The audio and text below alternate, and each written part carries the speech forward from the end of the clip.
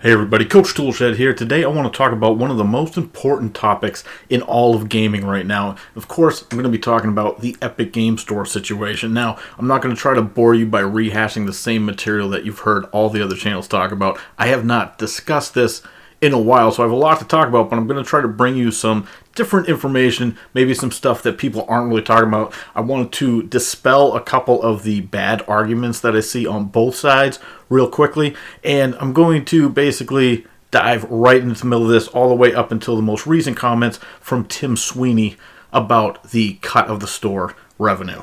So, first off, what we have to realize is that this is a situation that started out as the Steam versus Epic Game Store debate. And of course, the majority of gamers who were invested in the conversation seem to come down on the side of Steam, saying that they just don't like the Epic Game Store. Now, I'm not going to get into all the nitty-gritty. There's been many videos discussing all the things that the Epic Game Store is missing, and I'm not going to get into that here. I'm not going to discuss any of the Chinese spyware allegations because that has been covered on many different channels. That's not at all what this video is going to be about. So, breathe a sigh of relief. I'm not going to rehash the same information you've heard time and time again. If you want to know about the security concerns or the different features that Steam has that the Epic Game Store doesn't have, if you don't already know, there's plenty of other sources for you to find that information. So let's just get into what the conversation has morphed into, because right now what we have is a couple of different battles going on, and one of the battles is between the game developers and the games media once again against the average gamer. They have gone into attack mode once again, telling us that we don't know what we're talking about, we are ignorant, and that is the main brunt of attack that we see from various game devs that are doing business with Epic, from Tim Sweeney, the CEO himself,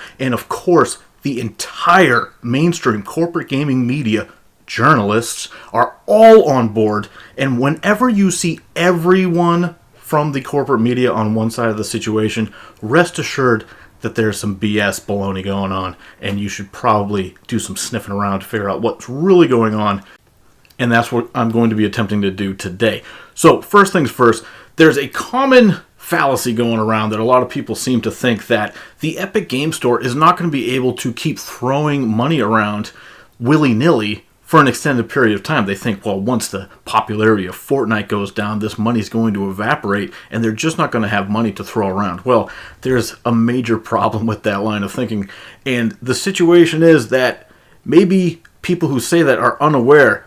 Tim Sweeney was listed just a few months ago in January by Bloomberg as being one of the 200 wealthiest billionaires on the entire planet. That's right, he's on the list with people like Jeff Bezos and Bill Gates and Warren Buffett, and there you'll see at 196 in the world is Tim Sweeney, and that's not his Epic money, although he is tied to the account. That's his personal wealth. That is how much he is worth. He is worth over $7 billion. You guys think that Andrew Wilson from EA is greedy and has a lot of money? Well, he only has $84 million for his net worth. So Tim Sweeney is blowing out other CEOs, but with the Fortnite money and the Unreal Engine money and the fact that he's just been in the business doing this for such a long time, and he owns the majority stake of the Epic company. So the notion that somehow they're going to run out of money, let me just dispel that right now. Tim Sweeney is one of the wealthiest people that has ever walked the planet. He's not going to run out of money. He can do this for as long as he wants. Now, with that out of the way, real quick, let's just jump into the meat of the matter, which is, of course, the assault on the typical average gamer who has concerns and problems with the situation. Because, as always, you know, it's us terrible, toxic gamers that are to blame. And, of course, we have all the media coming out, and Tim Sweeney and all the different developers and CEOs from different companies. They're coming out and attacking gamers, acting like we're complete ignorant buffoons once again, acting like we don't understand revenue splits. You have people like David Jaffe coming out of the woodwork once again to criticize YouTubers who he just can't deal with anymore. And you have Tim Sweeney acting like people don't know what a revenue split is, like somehow you have to be working in game development to understand what a revenue split is, which is just beyond absurd. The average gamer is someone in their mid-30s. You think that people in their mid-30s don't have a comprehension of what a revenue split is? You think that YouTubers and streamers who are talking about this subject don't understand what a revenue split is, even though YouTubers who make their money off of YouTube live off a revenue split, whether that be from Patreon or YouTube, people on Twitch? It's all based around a revenue split, yet Tim Sweeney is running around using this cockamamie argument that somehow the general public and YouTubers just don't understand the revenue split. Of course, what I'm talking about is the much ballyhooed 88% to 12% cut that Epic Game Store takes, whereas Valve has had for years the 30% cut. Now, I want to jump into this real quick because if you go back and do a little bit of research, we all know that we are in the midst of companies and developers and publishers switching more and more into the realm of retail. They're trying to push streaming now more than ever. So they're pushing away from the average retail space. They're moving into the digital realm. Now, if you go back years ago, the revenue splits were actually far worse, which is one of the reasons why these companies all jumped at the opportunity to start pushing their games out on digital platforms, because they were in love with the 30% revenue split. They couldn't get enough of it, because before they were getting anywhere between 40 and 55% cuts taken out of their budget. And so they were making far less money. So when they heard that they could get 70% of the revenue back, and only 30% would be going to these storefronts and platforms like Steam, well, that was great for them. So that's why we saw this big push where everyone wants digital. You see less and less games being launched in retail spaces, brick and mortar. GameStop, of course, as we know, is on its last legs here, desperate to do whatever they can, and these companies are not going to go out of their way to help them out, because it doesn't benefit them to sell their games at brick and mortar when they can get the bigger cut digitally. So this notion that these companies are just not making any money with a 30% cut, I mean, granted, that is a hefty cut, but this notion that all these companies are dying, even though lots of companies are reporting record profits every year, is just absolute nonsense. But of course, these are businesses that are trying to make money. So when you see this revenue cut, and the fact that Tim Sweeney has revealed in some different interviews that they put wording in some of the contracts with these people where Epic will cover the cost to the company if they don't meet their sales expectations on the Epic Game Store. So there's some safeguard in place, in addition to the fact that Epic is paying these companies outright for exclusivity deals. Well, they're also providing a safety net on the back end, whereas if they don't meet their sales projections, well, Epic is going to back them up financially there as well. And I've actually read a lot of interviews with Tim Sweeney in the last couple of weeks, because he keeps talking. And he's been saying some interesting stuff. One of the things I picked out of one of the articles is that he basically spells right out that gamers don't actually have any power here. It's all in the developers' hands. And that is what the situation is. What I'm talking about here is the developers have decided that if you have an issue with them putting their games exclusively on the Epic Game Store, then that means that you are a bad person, because you are not supporting the developers. And the situation here is that Tim Sweeney is trying to put out his political propaganda on this, trying to say the same thing. Whereas you don't understand how critical that revenue split is, and so you're not supporting developers, completely ignoring the fact that gamers don't actually get any benefit out of this at all. But they are trying to spin it like this is going to greatly benefit gamers in the future, because with developers and publishers keeping more of the money, they'll be able to reinvest that into making better games. Yeah, I'm sure when Borderlands 3 launches on the Epic Game Store, that extra revenue is not going to be put in the back pocket of Strauss Zelnick or Randy Pitchford. I'm sure it's going to go down to the base level coders so they can do their job better, or it's going to get fully reinvested back into maybe lowering the price for the gamers. I'm sure that's going to be the case, right? Because that's what always happens. We should just trust that these companies are going to be benevolent towards us gamers and not do what's best for the company, which is absolutely absurd, especially these companies that are publicly traded. It is their financial obligation to try to make as much money as possible, and so if they do pass the savings on to players, the only reason why they would do that is because the money crunchers have determined that at a lower price point, it would behoove them to lower the price so that way they might sell more copies, and they would have probably figured out that they would earn slightly more money by lowering the price because they might get more sales that way. That's the only reason why we would see the situation. Now, one of the problems with the Epic Game Store is they say that they're going to lower the price for people, yet they still haven't implemented regional pricing. So while people in North America might see lower prices on occasional games, you don't see that across the planet. And quite frankly, that's not something that I would consider a feature that they need to add. That's something that should be in place right away. If you're doing international business with international clients, you should have this stuff set up ahead of time. And this is one of the things that they say, oh, well, that's a feature that they're working on. Like they're working on other basic stuff that should be included on the website. And this is one of the problems I have with the corporate media types who are sitting there getting mad at gamers and trying to act like anyone who has a problem with this situation doesn't understand what's going on, because they all try to whitewash the effect that there's so many different things missing on the Epic Game Store that shouldn't even be a question in 2019. And I see the argument all the time, well, people didn't like Steam when Steam first launched, and that didn't have a lot of features.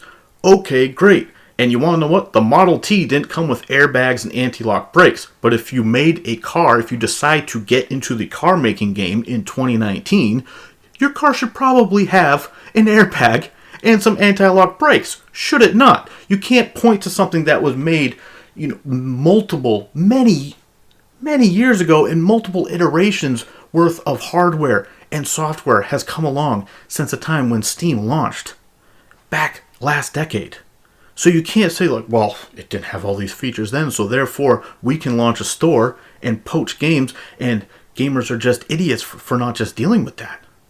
It's an absurd commentary. And I see that's one of the arguments I see all the time, comparing old Steam, original Steam, to 2019 Epic Game Store. It's foolish. And people making that argument, I think, know that it's foolish. They're just determined to defend the store. Now, why are some of these places determined to defend the store? Well, I'm not going to go outright and say that all these people are being paid directly from the Epic Game Store, but you may have noticed over the last few weeks, months, whatever, if you scroll to the About section from a lot of YouTube content creators, you might notice something.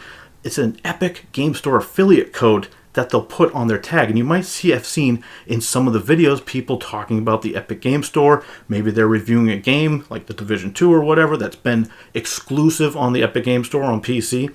And what you might hear them say is, if you go to the Epic Game Store to buy the game, they'll give you a code with their name in it where they want their viewers to put in their code to the Epic Game Store when they check out. Now, this is something that's been going on for years. You might have heard it on the radio. This always happens. You might hear something like, hey, thanks for checking out the Stephen Pineapple Show. If you go to quip.com and get a new toothbrush, make sure you put pineapple in the code so that way we know who sent you.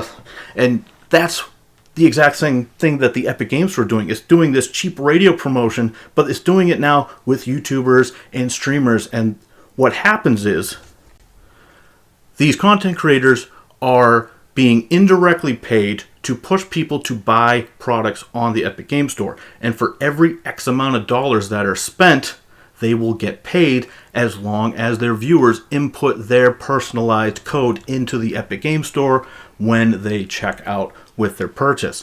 So you see, Epic is seeding the waters, and they're going after even small-time creators. I've seen people with less subscribers than me that are part of this program, and I'm certainly not a big channel. So this is happening. They're trying to push it out.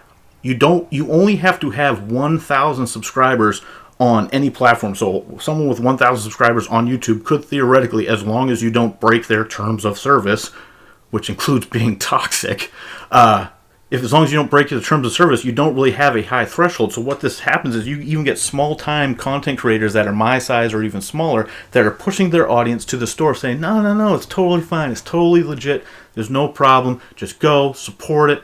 And so that is what's going on here. So when you see all these people supporting it, when I see bigger channels supporting it, the corporate site supporting it, kind of makes you wonder as well, because all of them also are using this code.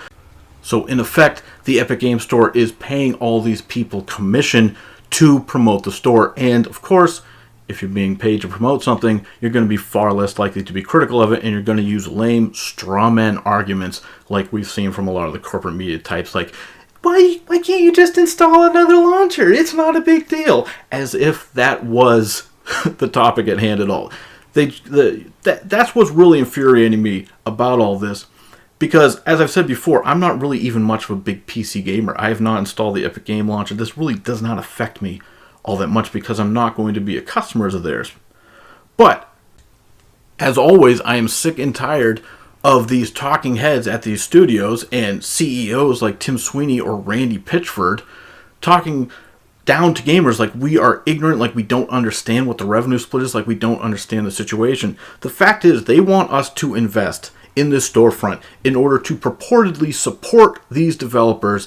Meanwhile, we get no actual benefits back, yet we're supposed to just trust their benevolence that in the future, at some nebulous time, we will start gaining all of the positive feedback from putting money into the Epic Game Store, because then all these developers will be making games faster and better, and there'll be less crunch.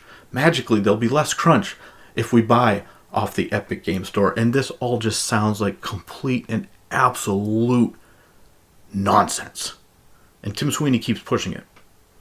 And now what we've seen is Tim Sweeney has now shifted gears, and now he's holding a gun to the head of Valve directly and saying, hey, we'll stop bleeding your store of exclusive games if you meet our price point, knowing full well that this will never happen. And let me just point out the obvious.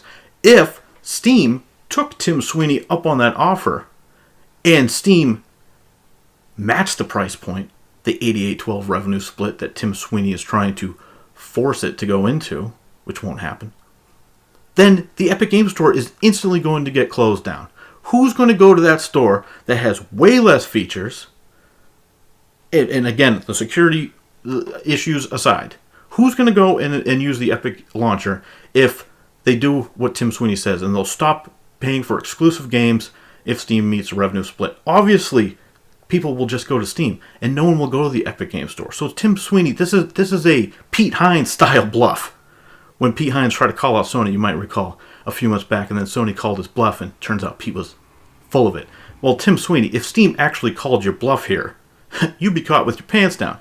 Now, I know you still would have plenty of money, but the Epic Game Store would basically fall flat on its face because it's a far inferior platform to what Steam has. Now, does Steam need to take a 30% revenue split? I don't know. I haven't looked at their books. What I do know is this. Like I said earlier, all these publishers and developers were totally enthused with this 30% revenue split not that long ago because it was so much better than the original cut. Now, somehow all these companies were in business even with those basically 50-50 cuts back in the day. Somehow all these companies, EA, Activision, these were all still fully viable companies. And then with the 70-30 split, they've been even more viable than ever. Obviously, they want the bigger revenue split, but at what cost? Well, apparently, they don't care about the public relations side of things, because you get people like the developers from Metro Exodus lashing out, you get mad at gamers acting like we are attacking the developers individually, like we're attacking a coder. That's not the case. And too often, that is what happens. And the media pushes this narrative as well. They'll put they'll write articles with just like some mean tweets that people got. Like, look at these mean tweets that developers got. Yes, everyone online. It doesn't matter if you're a game developer or you work at an auto body shop. If you make a comment online anywhere, on Twitter especially, you're going to get angry, ridiculous hate back. It's just what happens. So just because someone's a game developer that gets hate, I mean, I'm sorry. I'm not going to shed too many tears for that. I think people get a little bit too sensitive about hateful comments online. And you get CEO Randy Pitchford blocking people because he's upset that people are giving him grief about the situation. You know, Randy Pitchford, just as an aside, does he strike you as the sort of guy that'd be like, hey, look over there, and then when you turn and look, he hits you in the nuts real quick, and then he just sits there laughing. He doesn't quite understand why you don't find it as funny as he does. Anyway, What was I talking about? I don't know. This video's gone on long enough. I think you get my general point. There's a situation, once again, that the media is pushing, and all the developers are jumping on board because, of course, publishers and developers want that revenue split, and they're going to hammer us into the ground until we get into line. Because if you read any of these articles with Tim Sweeney, any of these interviews, they're all fawning over the guy. They're lobbing softball questions at him. Like, you have 85 million users on the Epic Game Store. How do you feel about that? And then it's basically just promotional material for Tim Sweeney. No one's asking him any questions. And he's just going to continue to hammer us over the head with this 12% revenue split, act like we don't understand it, and all of the media is going to get on board. They're all going to get on board and act like we're idiots who just don't want to install a launcher.